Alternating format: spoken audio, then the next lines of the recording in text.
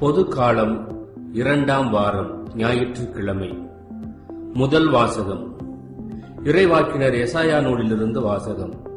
அதிகாரம் 62, இறைவார்த்தைகள் 1 முதல் 5 வரை. சீயோனின் வெற்றி வைகறை ஒளியெனவும் அதன் மீட்பு சுடர் விளக்கெனவும் வெளிப்படும் வரை அதனை முன்னிட்டு மௌனமாயிரேன். எருசலேம் பொருட்டு செயலற்று அமைதியாயிரேன். பிற இனத்தார் உன் வெற்றியை காண்பர். மன்னர் யாவரும் உன் மேன்மையை பார்ப்பார்.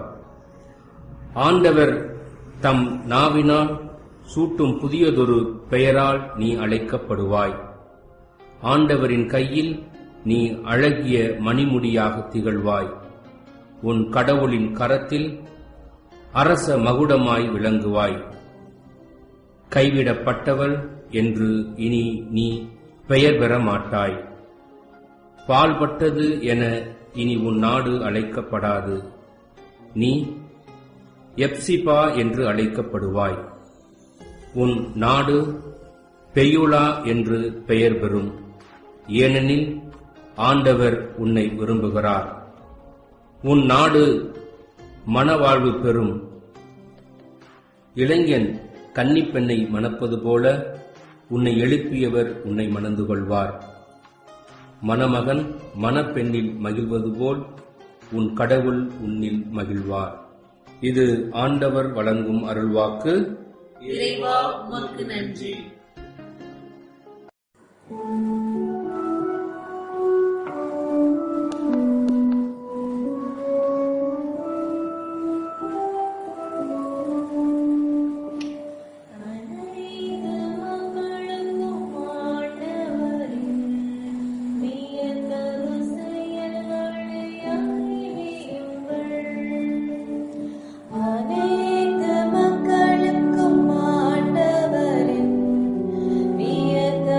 செயல்கள்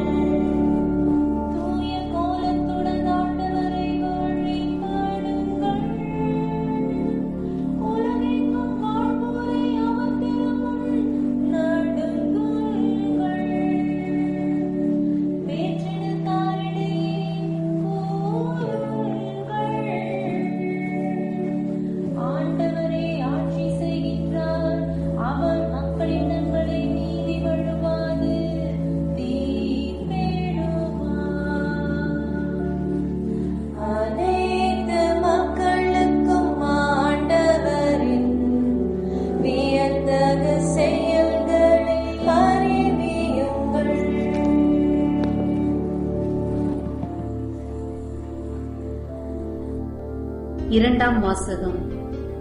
புனித சின்னப்பர் கொரிந்தியருக்கு எழுதிய முதல் திருமுகத்திலிருந்து வாசகம்.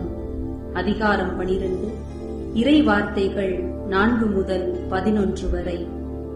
சகோதர சகோதரிகளே, அருட்கொடைகள் பல வகை உண்டு, ஆனால் தூய ஆவியார் ஒருவரே. திருத்தொண்டுகளும் பல வகை உண்டு, ஆனால் ஆண்டவர் ஒருவரே. செயல்பாடுகள் பல வகை உண்டு, ஆனால் கடவுள் ஒருவரே. அவரே எல்லாரிடமும் எல்லாவற்றையும் செயல்படுத்துபவர். பொது நன்மைக்காகவே தூய ஆவியாரின் செயல்பாடுகள் ஒவ்வொருவரிலும் வெளிப்படுகிறது. தூய ஆவியார் ஒருவருக்கு ஞானம் நிறைந்த சொல்வளத்தை அருளுகிறார், இன்னொருவருக்கோ அதே ஆவியார் அறிவு செறிந்த சொல்வளத்தை அளிக்கிறார்.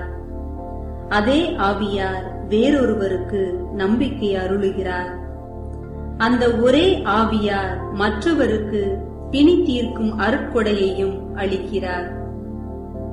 தூய ஆவியார் ஒருவருக்கு வல்ல செயல் செய்யும் ஆற்றலையும், இன்னொருவருக்கு இறைவாக்குரைக்கும் ஆற்றலையும், வேறொருவருக்கு ஆவிக்குரியவற்றை பகுத்தறியும் ஆற்றலையும், மற்றொருவருக்கு பல்வகை பரவச பேச்சு பேசும் ஆற்றலையும், பிறிதொருவருக்கு அப்பேச்சை விளக்கும் ஆற்றலையும் அருளுகிறார்.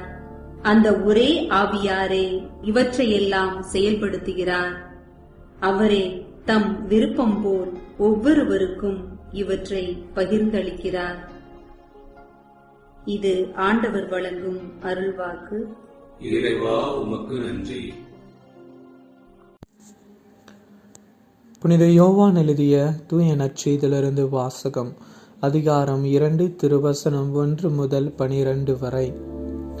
கலிலேயாவில் உள்ள கானாவில் திருமணம் ஒன்று நடைபெற்றது. இயேசுவின் தாயும் அங்கு இருந்தார்.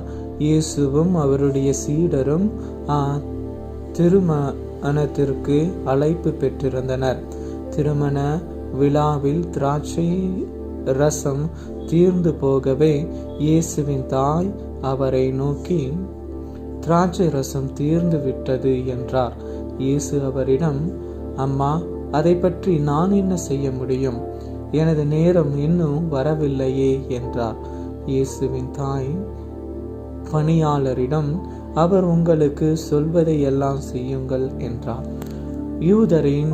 யூதரின்மை சடங்குக்கு தேவையான 6 கல் தொட்டிகள் அங்கே இருந்தன.